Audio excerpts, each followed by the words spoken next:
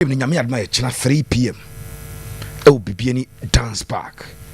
Medical culture say entry no 30 cities and 100 cities. Yeah.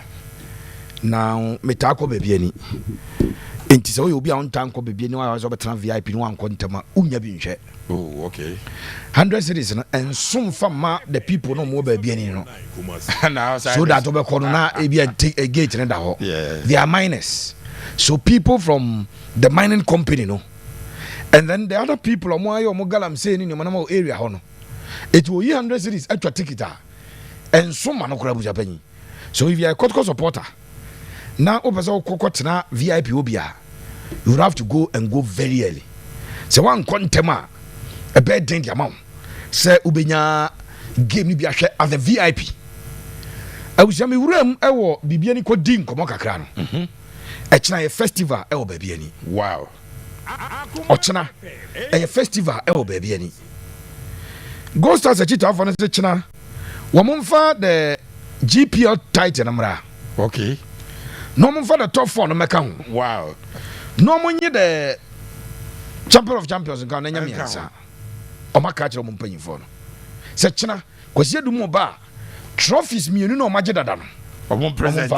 Wow. No money ba ko nka wona nyamiansa. Japan China, I anticipate that yebenya a packed capacity at the stadium. Okay. Not because Kotoko supporters be come be, but because Goldstars for Nangaza chita for. Omo koje top for by no omo crew ano. Na kwa mo fa so je top for de omo so chita for na ho na say. Omo de omo nka so mo house but omo say share Kotoko. Any a share house. Who's only has for penalties no mo share. But omo say so man share house and give cup na house. To omo share omo ko share Kotoko share house. Enti wamo adi kuru ani mienu e ba be stadium ho nyame adoma ochena. Okay. No maje we adi asoso na buzapanyi akwa miensa. That is the feeling of Goldstars and the supporters. Okay. For Asante Kotoko buzapanyi. Yes sir. Chairman Solo afeni ato aba adi yi no the first game as Kotoko supporters chairman. Unza Kotoko no nya NCC chairman. Kotoko supporters worldwide. Yes. One of the chairman oda anu say obeko akwa yesa adwuma no. Uye no edi free buzapanyi. Asante Kotoko coach, and with your permission I'll quote what Zito said here. I'll say okay. It will be a very difficult match. As you know, they defeated us during the top 4. So it will be a revenge for us. Revenge not on physical issues, but on the people that we also like to reward, to also beat them, to make it equal. I am very happy with the game because it will be a preparatory. It will be a preparation game for the CAF Confederations Cup, and they also have the CAF Champions League. Yeah, I'm going to play. The CAF Champions League they are going to play, so it will also be a nice game. All the necessary elements that will make the game very beautiful will be applied. We Karim Zito and Ama Kotu Nabuzapeni. Okay. So clearly, Asante Kotoko head coach. The head coach of Asante Kotoko himself is anticipating that his side will revenge the defeat they suffered in the FA Cup. Goldstars and yet Timi Kotoko. It doesn't matter where the game is being played. Baby any Goldstars then some Nas and Kotoko. Because if he's there, Obeka league, you know, Fiemi and Senino. Onye Timi Kotoko. Okay. Now, the last league game, your boy, you know, last season. Okay. Kotoko ball draw. Sa game na and then Goldstars striker. As that time no Kotoko striker. Eduku share perfect goal rev anya no. Eduku scored a perfect goal for Kotoko. Okay. Ref no e ruling offside. Baby any Goldstars eba Kumasi Kotoko share 2-0. So all the 3 games of ball. Prior to this game, the last 3 games, you know, Kotoko ekura 1 win, Goldstars 1 win, and a 1 air draw. Okay. That is the form guide of the 2 teams going. Nice one Timi Kotoko sa. There be on Timi Kotoko kra. Goldstars on Timi Kotoko. Kotoko mum etimi no pa. So ka say o accumulate a wins Kotoko enya over Goldstars the difference here wide. In fact, Goldstars I think in their second season or first season Kotoko share 5-0 ama Cause you do have born and you Jan Ranjan Zamum Boy Mujina Park Zubo Mubete. So Kotoko mum upper hand. Okay, first time I prosper Ogun. A day Kotoko Echo Dance Park. And Nana Bonza. Yeah. Na a branch did the name Kotoko no more name be. Fabio Gama, a Bobby man or Dan who say Nabon at that time. Kotoko far win cry. And if you dance park at the buy. So in their meetings, even at the dance park, still Goldstars answer and now Kotoko dance park. Okay. Our dance park. That is the story. Said it is it. Yes, sir. Game we on. Two coaches in Nano air call in with a typical 4-3-3 approach. Wow. Two coaches in the same system. Obia the 4-3-3 and a echo. Now Goldstars about 4-3-3 to accommodate the area of talent at the disposal of their new coach. Okay. None of it is so much signing a Prince of Pokuajima cry at the account. Hey. Abedi our bar Kotoko. Abeye Ikakra trials for about 2 years ago. But it's a Goldstars as I'm for Abedi cry at the account, but me who official communication. Madrid for both of the bombs official communicado. Official communication was upon me whom. And she mean to me and count 70 baby. But I have a beauty Goldstars lineup of the goalkeeper Emmanuel Kobina at the ma. Yana Steve Kanasamwana, who won him no what Gina Soka. League near ball last season, he was the best goalkeeper. In terms of statistics, better than the Hatchful goalkeeper. Hatchful goalkeeper, the one called Blasters are called Proven. Yeah. Now, one young Kokwa. Timpanisi Kobi and Konokwa. It will young Rundia, but Sally Grimdia, who is the best goalkeeper in the Ghana Premier League last season. Nay, Emmanuel Kobi of Bibiani Goldstars. Okay. I Jeff for still man hours be our own. League near boy, I now was on. Until a monk. Okay. Henry and Trosso. Now, the penny on 4-3-3 now. On both Samson and Duku at one side. Okay. No, about Samuel Atakumi at one side.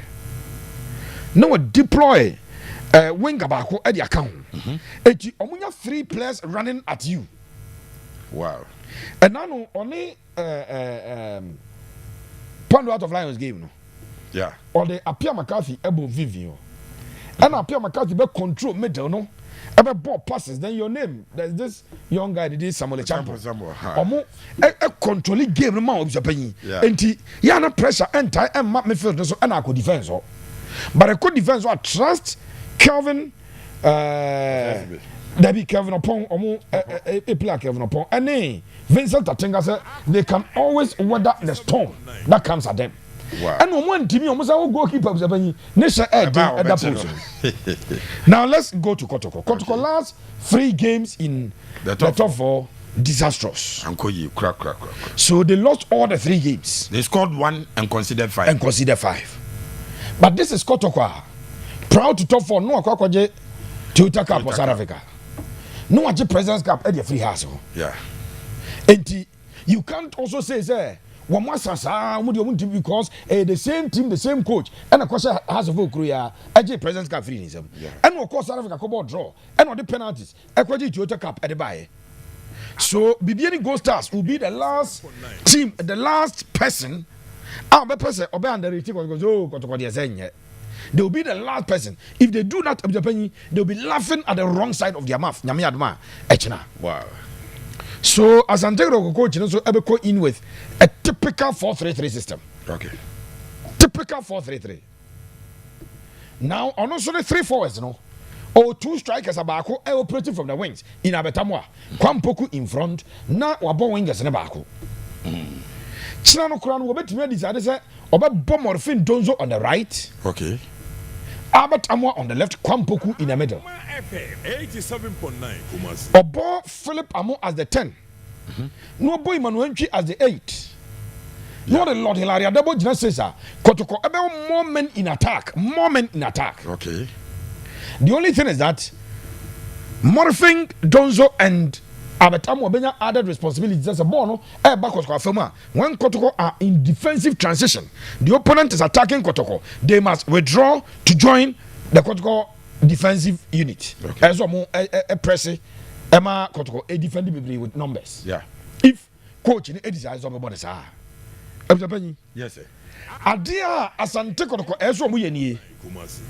Bibi am chere de say Goldstars here. Okay. Anything. We na me kan go bozi pepe who expose team ni ye ni ehye ya. No be kana da bia ye kan o. Hwe so jai Goldstars ama Francis Twene FM fifi wa bono umobi tie. Francis Twene no. Ope accumulated performance in the Ghana Premier League. None of the Kotoko midfielders any bet me gina Francis Twene anim e wo Ghana. Okay. So ko fa house of folk midfielders ni nyina de be gina wa. Because Francis Twene no oye kingpin ewo bechem na fosu ji abo park ne so. Okay. Na wabobo na chiye. Ebtapanyi yaka controllers are nanim. Statistics na na yi controllers in free football because when we talk about Tony Cruz. Now you far obi to say yamfa hwan kra yamfa me for the bit say ebia Soboslai of Liverpool. Okay. And I say McAllister. And now Chelsea Lampard. Cole Palmer. Okay. Frank Lampard no question say Cole Palmer in terms of assist no since you be obey bebrebe e dey achen Tony Cruz it is all the assist na because akwane nya de but so transfer hwe ball ni bia total contribution before obi be assist no pass be free baby na buy and be a team ni wanza na obi ko assist and no aye the pass master. Okay. Sana Francis Twene ball no or controller or control game no e chena as a coach Abdulkarim Zito e decided say ma Francis Twene enya the A game no. When Francis Twene is in his element, I was saying he's unplayable. So Kotoko ought to counter a branch at Francis Twene. Okay. To ensure that be a coach in a pa. I'm man number 8 no responsibility. So any up one more. To me and the moon free nanka 10 I got more ball. So I'm with Janice up Japan on my bonibia. No one in A game now. Oba controlling game now. Asante ko be fedas. So oba ko you set. And now about double. Now boy Emmanuel Ntwi na the flip amoka ho. And now boy Emmanuel Ntwi bo double bo ko you set. Now na sa three midfielders no. Na still omo stop Francis Twene a. Who wouldn't be more born now because he's always a handful for about 2 players in the middle. Wow. So Chirakot Comas ensure that Twene enya the game no. So Kotoko Twene free ma. Near about 65 cost 70. Coach at the appear McCarthy because different dimension to the game. The McCarthy the bands up the penny on there. For born my bang anyway in a frame. To McCarthy a bit more to throw a man or more from war. No, a 2 pass in the Akoto right side or left side. A very long pass, but allocated. Accurate long pass and over. I advantage I said Mayoka say one. Yes, Madrid say and Avia it is allowed, but see Mayoka say 1-0 in favor of Mayoka. Menya sure say Ghana I will play bia or accurate long passes. A chain appear McCarthy. Coach Kamara Balo. It has been his trademark over the years. And Echina so long passes and say we Francis Twene every mupe. The coach is very intelligent. Coach Stephen Frimpong is very intelligent. Obayantem ade obi omema a different dimension to the game ade aba. And so play an omema different dimension I appear McCarthy. Okay. So deal with that threat. Wow. Se boss na ama someone atakumi ho bebrebe a. On se de hu atakumi. Ochira so be hu abranche de Samson Eduku so obekom. Eduku prove the check what supporters say na me sign. Bana me ban mo mama bi. Bon ye ntranja nje goals. Toko ba bi ani da bi obo kan friendly matches riboma. Ene na no tough MJ okra 4 goals. Wow. Because obobi. Na hana na ekwa mpoku ni abet na ebo mi mobi. E ka 3 minutes ani ama ba mo se me nya de. Eti owo adwene bi so opeso check what for say. Enya Kotoko no time na emum opeso check what for say me nya bad player. Bana me buy na me nya bi amo. And normally yana players here inspired to give some performance, especially obi a wabo team ni bi da no. Ya no must have performance no. Abjapanyi. Yes sir. Bibi ani Goldstars e chena. Almost enya den. Ade a Goldstars e so mo ye ne se e chena no. E so mo de ball no e tata. Asante Kotoko. Omo nya ne say. Omo center backs na e so mo tata omo. Oh, okay. Se ujai ebeye Samba and Samba any likely say Zakaria. Zakaria. Ablon what on ablon more match. Ansu, I don't think after that howler, the coach will play him. Musa Hamzata, but I'm sure that Ebeye Samba Zakaria. Goldstars and Tata. These are two players. When you leave them, they don't just. Tina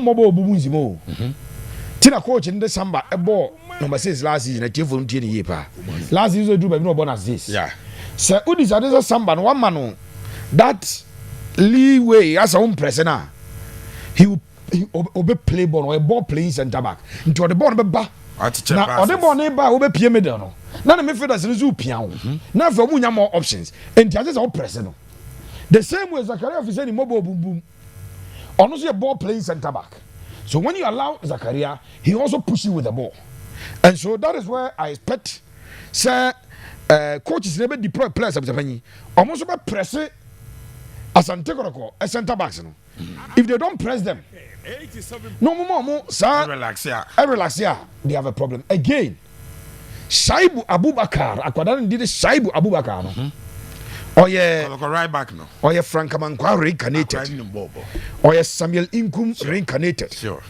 Oh yeah, Yafrempong reincarnated.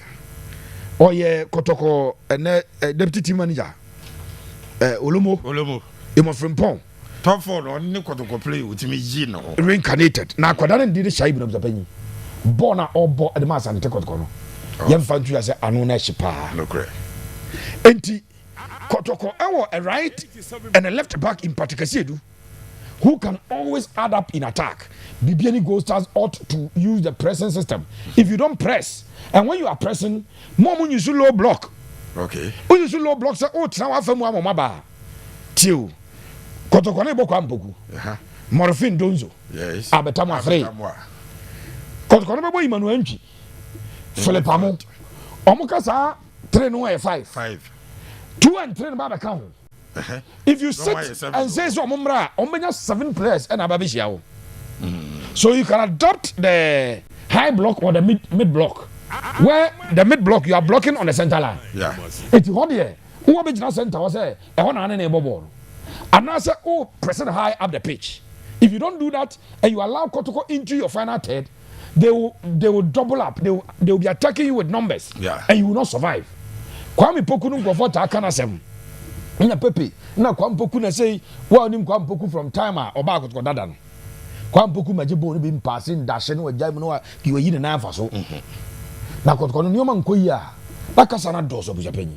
Sa so da tie ba bia anya Kotoko nko atim kase bia no. Se nyoma nkoyi a, ya na kasa na doso wa kire. Japanyi no kwase me wo ne say, abranche na ndi Kwame Poku no. Unhu no say, wa baje bona dan ho no no de ne nantie yi ba obi nya no bia. Kwame de say fa ball no to nanim. Enya 6 months ago no join Kotoko a. Kwame Poku share 9 goals in the league in 16 games. Yes. Overall, Kwame Poku share about 14 goals in games of Mama Kotoko. I don't know the penny or player video wasa. Wow. One side. Kwame Poku ya ball or ya striker or ya prima punta. Uko iti da zano mo from. Prima punta. Always looking for or your target man for ball no more ball no. And your man 5 no bomb you sha wa 2. But don't expect Kwame Poku to fall back to come and take the ball. No bomb said I'm a time of put me no. Ti said them thing move to my no. Enya the ball no. Okay. I'm looking out for an intriguing game. Now from the crystal ball. Me wura mu din de mani hwe to mu no. The game is likely to end in a draw. Wow. And then it will proceed to penalties. Now I am winning. Goldstars for 9 exhibit our top phone say about 10 kicks in the about 10 in the top phone 10 and on board top phone. Kotoko for na chere so mu goalkeeper no. What are the penalty assembly na why we are watching penalty? Kaiser for be doing that. Enti game is likely to end in a draw. Then we'll proceed to penalties where an eventual winner will be free. But who wins the game, I'm unable to know because penalties there. When say Sudan, because you are playing in Sudan. Now no much penalties now those are good. Now no more penalties no more cool. Enti sana a penalties between Adane but a game of the penny a bad draw. My young confirm sir.